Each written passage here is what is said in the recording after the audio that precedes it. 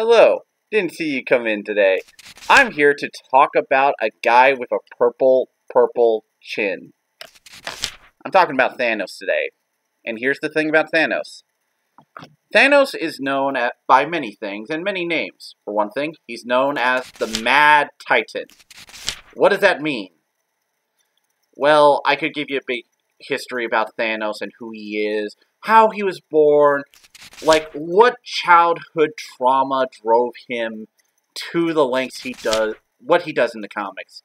You see, the big story he's known for is the Infinity Gauntlet, and that's getting a movie adaptation soon.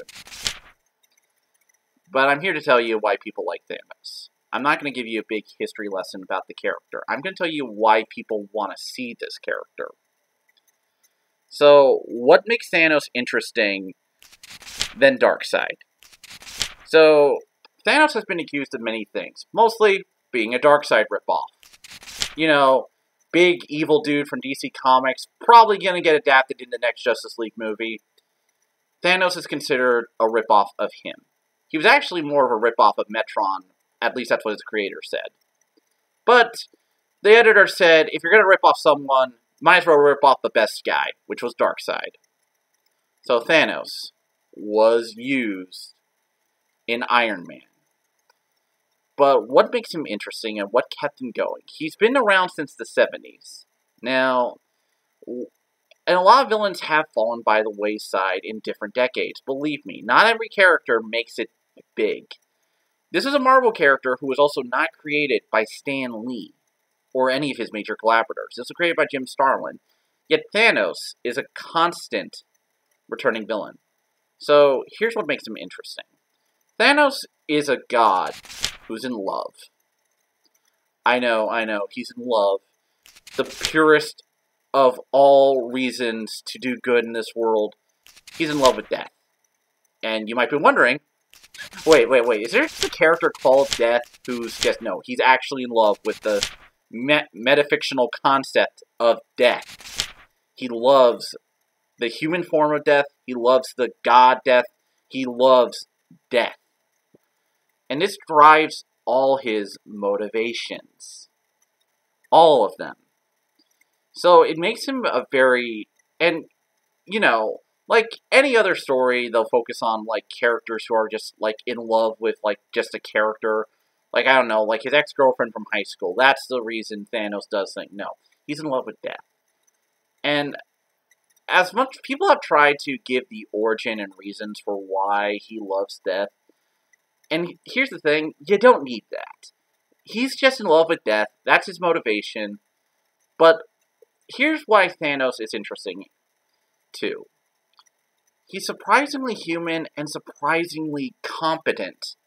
So I'm going to tell you something. You know the Guardians of the Galaxy movie, where Thanos is in there, and you know how Gamora and Nebula, the green chick and the blue chick, respectively, for people who don't remember names?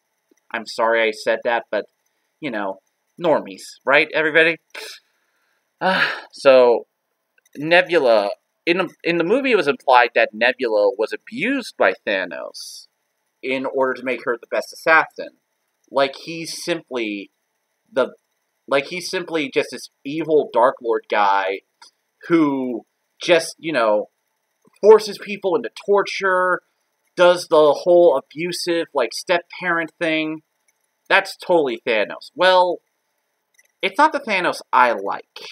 You see, in the comics, Thanos is famous for a lot of things. But he's not really a typical supervillain in the same way a lot of other supervillains are. Especially in how he raised his wards. Take Gamora, for instance, in the comics. Now, in the comics, Gamora was the only one he raised. And how did Thanos make her loyal?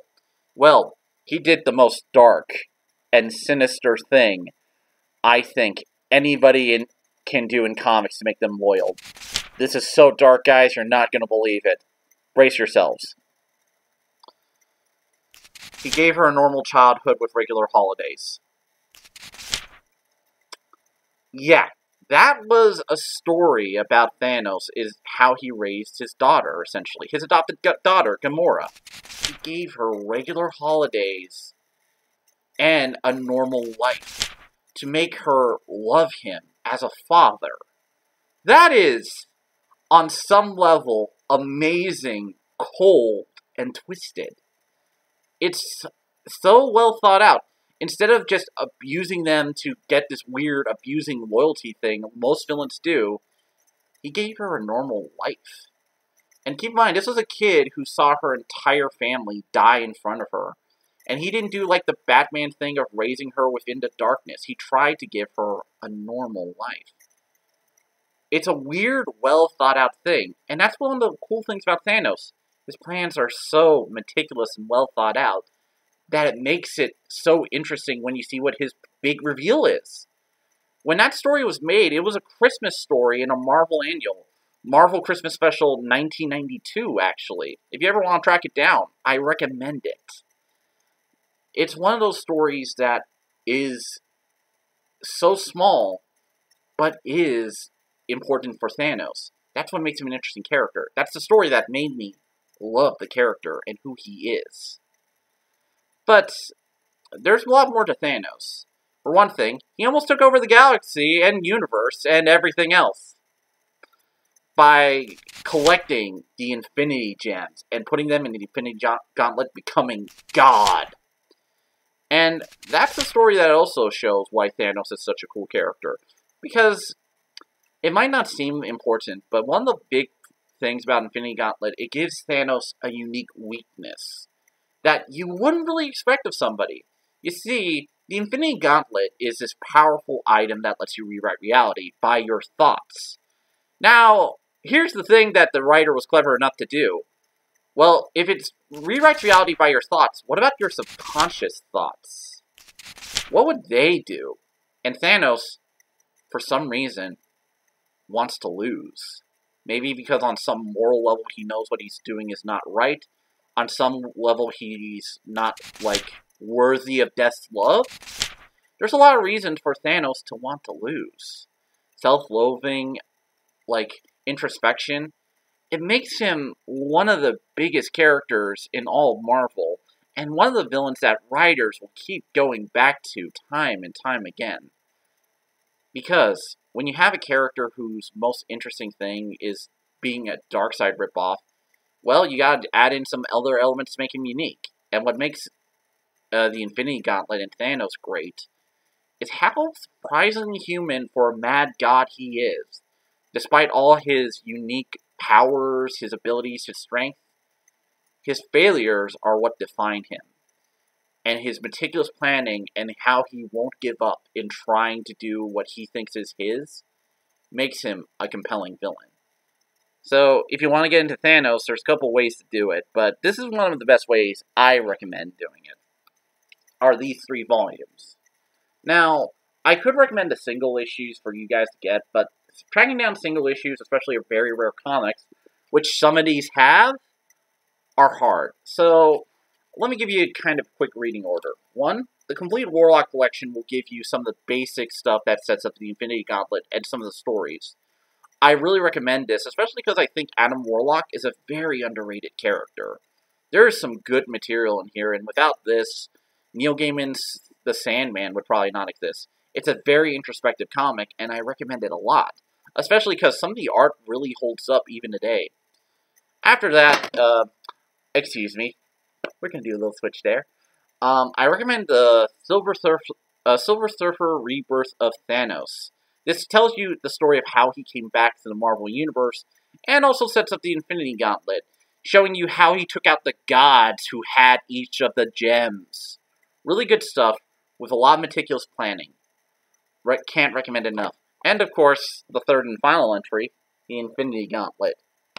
One of the best crossovers in comics. Can't do anything wrong. Check it out, really, seriously. This is some good stuff. And that's what I would recommend if you want to get into Thanos. You see, the reason when people explain in comic book videos like this, they usually go over the history. I don't like doing that because in my opinion, it's better to read the stories. And I want to tell you why characters are liked. Why they're cool. Why they're awesome. Because, you know what? There's a lot of good characters out there. And Thanos is one of the best villains in comics. even if he is a bit of a ripoff of Darkseid.